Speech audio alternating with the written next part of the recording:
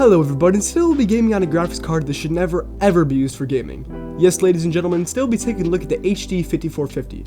This card was released in 2010 and was meant for light usage in OEM machines in such places like schools or offices. However, this card performs so miserably in even the most basic tasks that some deemed it suitable solely for the resolution of 480p. The HD 5450 has a wide variety of variants, but today we'll be only covering the specs of our specific model. Our card today was produced by PCYS and is an overall higher end model of the 5450. This variant has 80 shading units, 8 TMUs, 4 ROPs, 2 computing units, a GPU clock of 650 MHz, and 1GB of DDR3 VRAM clocked to 533 MHz on the 64-bit bus width. Long story short, this graphics card was underpowered since launch for most anything aside from being a basic display output. An article on PC World stated that the 5450 is somewhat of a disappointment, and Guru 3D states that the card was obviously not intended for gaming. However, no matter how utterly terrible this card is or what it was originally designated for, we will still find out how it performs in gaming and other applications. Our test system today is an AMD FX 9590 with 32GB of RAM, presenting us with a bottleneck-free experience. Now, enough of this. Let's head into some gaming and synthetic benchmarks. We start off our testing with the very popular game of Counter-Strike Global Offensive. Csgo, like all other tests completed today, was ran in the 1280 by 720p resolution with all the lowest settings selected. Even though Csgo is an older title with relatively low-end graphics, the HD 5450 could only manage an average frame rate of 32 FPS. Overall, this experience was a bit disappointing.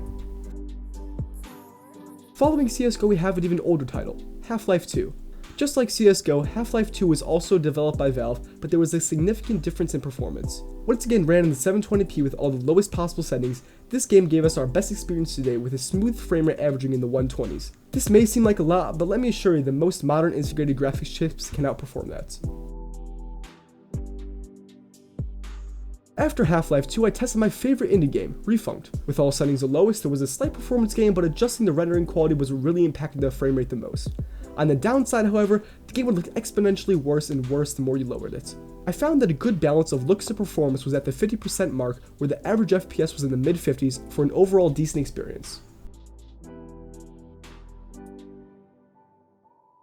Following that, I tested Insurgency, which was ran in 720p with all the lowest settings. I joined an online multiplayer match with 4 other people, so there wasn't too much going on, but the 5450 was able to hold up decently. The frame rate sat about in the lower 40s, which was much more than I expected. It was more than enough to play this slow-paced shooter on for another test well done. Up until now, the 5450 had seemed to hold its own in every game I ran on it, so I decided to try an open world game, Just Cause 3. This is where the card struggled a lot. Even on the lowest settings, it was only able to manage a measly 5 FPS. I genuinely expected more out of this card, and I felt like I was playing a PowerPoint presentation more than I felt like I was playing a video game.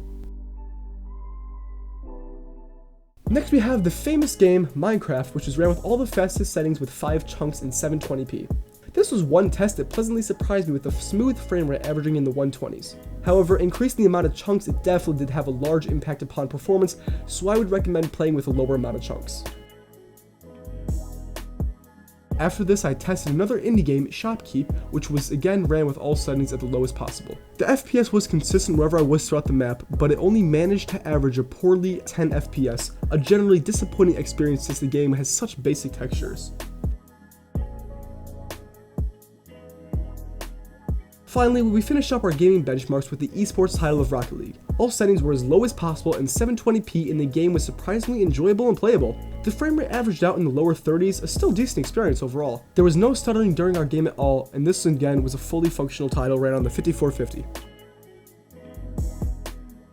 Our last test conducted on this graphics card was that of the 3D Mark Firestrike test. The overall graphics score to this card was 243, and the average testing benchmark was a pitiful 1.06 FPS. I researched some of the benchmarks with this graphics card, and the score it achieved seems to be on par with other tests done on the 5450, so ours wasn't under or overpowered.